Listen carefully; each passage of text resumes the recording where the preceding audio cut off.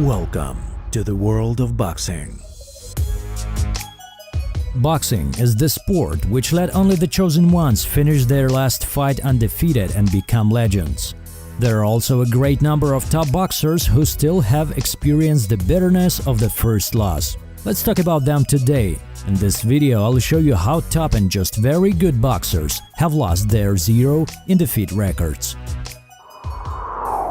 The undefeated British boxer Kell Brook with 36-0 record thought that two weight categories were not an obstacle to the fight with Gennady Golovkin. But as the fight has shown, size matters. In the far corner is holding up a towel.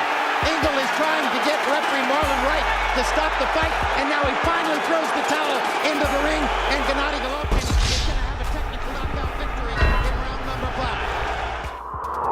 Manny Pacquiao lost his 0 after a year of professional career, namely on February 9, 1996, during the fight against his compatriot Rustico Torrecampo.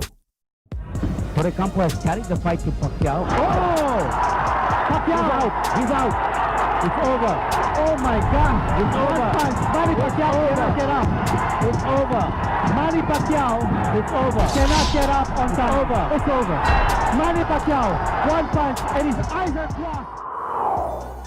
Tommy Morrison was considered to be the next Mike Tyson. By the fight with the Olympic and WBO champion Ray Mercer, Morrison had a record 28-0. What's more, Tom had won 24 fights inside the distance, but something went wrong. Nervousness.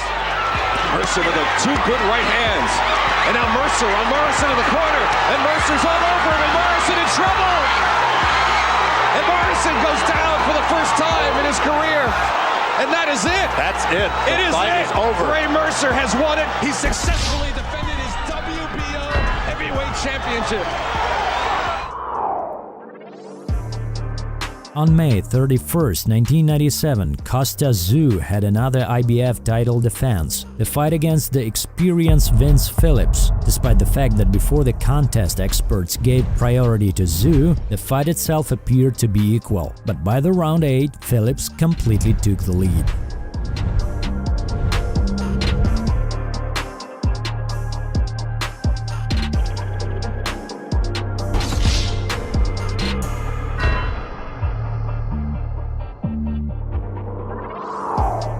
It's high time to recall the Great Trinity.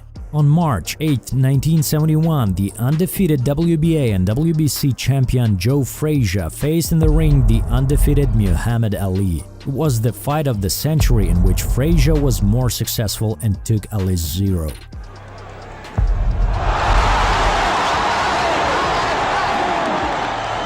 The winner by unanimous decision and still heavyweight champion of the world, Joe Frazier! On January 22, 1973, the undefeated Joe Frazier got his fight against Foreman. Foreman easily stroked Smoking Joe off the list of unbeatable. Frazier is ready to go again. Joe is standing. There he goes! 3 times! 3 times! The fight is stopped! Oh, Ali's doctor next to me. It is over! It is over! It is over in the second round. George Foreman is the heavyweight champion of the world. It was Ali who closed the circle on October 30, 1974. Thinking that 40-0 was too cool for Foreman, Ali defeated Foreman for the first time in his whole career. Another sneaky right hand. This time he worked over the shoulder of Foreman. It's the combination. Foreman gets up to the knee. 8. The fight is stopped. Muhammad Ali. Dramatic 8th-round knockout. He knocks out. The glorious Joe Louis also tasted the bitterness of defeat. On June 19, 1936, Joe Louis was knocked out by Max Schmeling. With hard right and left to the jaw. He has puffed up Lewis's left cheek, and Lewis is down. Lewis is down, hanging to the rope, hanging badly. He is a very tired fighter. He is blinking his eyes, shaking his head. The count is done. The fight is over. The fight is over. And Schmeling is the winner. Lewis is completely out.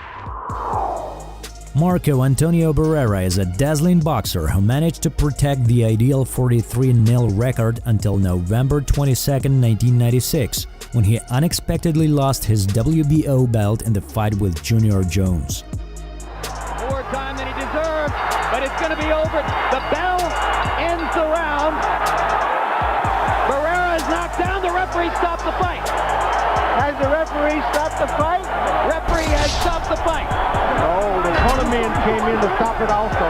No, I don't believe so. On June 22, 2002, Marco Antonio Barrera deprived Eric Morales of the privilege of being called undefeated and added the first defeat into the list of his 41 winnings. It's all about, ladies and gentlemen, pride, honor, revenge, Mexican boxing at its best. De Ciudad de Mexico, Marco Antonio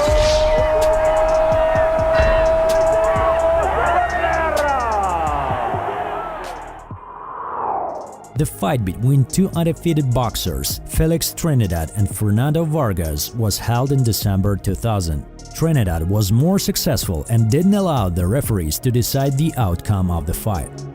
Jim, there's no question, out of the last 4 rounds, Tito Trinidad is released. Down goes Vargas on a big left hook. Fernando Vargas must score a knockout or he's lost this fight. Down goes Fernando again. He's a veteran. And that'll do it. The third right hand, the third knockdown of the round. A huge victory for Tito Trinidad. He closes the show. A year later, after the fight with Vargas, Trinidad himself was defeated in round 12. It was nobody else but Bernard Hopkins who tweaked his ideal 40-0 record. Oh, huge right hand! Huge right hand by Hopkins! Down goes Trinidad!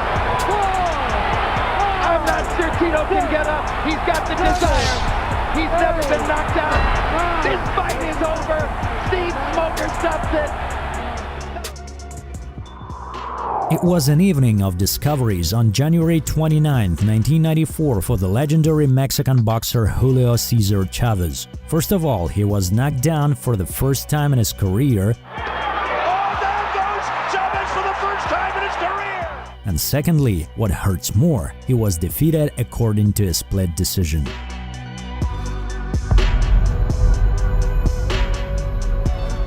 And new champion, Frankie, the Surgeon Randall. Loss ever. And the dream for Frankie the Surgeon Randall now becomes a reality. February 11, 1990 was one of the most successful days in the history of the bookmakers' offices due to the first defeat of the invincible Mike Tyson.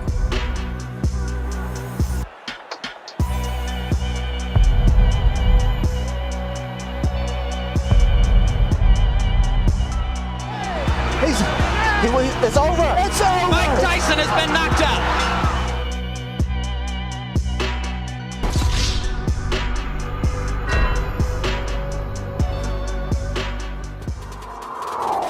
On November 3, 2003, previously undefeated Zab Judah broke his 27-0 record, going down in flames in the fight against Costa Zoo. The knockout was Boxing Mim's top target for many years.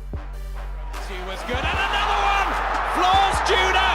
He's up very quickly, but his eyes are in orbit! It's over! J.D. stopped it! Judah immediately up and complains, but the fight finishes dramatically in the second round, and Costa Zoo has unified the light welterweight division for the first time in 33 years.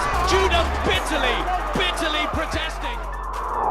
On March 21, 1997, the great Roy Jones Jr. protected his WBC belt in the fight against previously undefeated Montel Griffin. Roy held the fight in a typical for him unhurried manner, but in round 9 he began to act more roughly, what resulted in disqualification. In his post-fight interview, Jones said, "I wasn't sure that he had fallen. I had no time to think and look if he had fallen down." Jones tees off. Montel goes down face first. That fight is over. He is not going to get up from this.